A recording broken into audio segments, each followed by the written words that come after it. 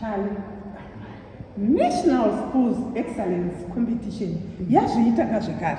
Yazviita futi. Vanhu vari kuwiniswa mwana. Zvikoro zvese are being invited kuti vauye vazvikaridze mashowcase talents avo. Saka kune makuerere ka.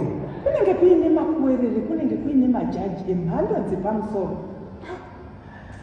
Vana mbudzi yadhura.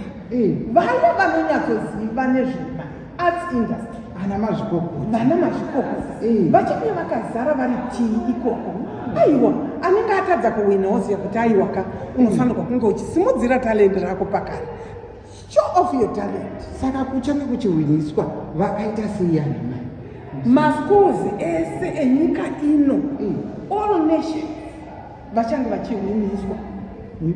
Mibai nikuda kweunyanzvi hwavo unenge hwaongororwa neutapitapi majaji epamusoro emhando yepamusoro. National Schools Excellence Competition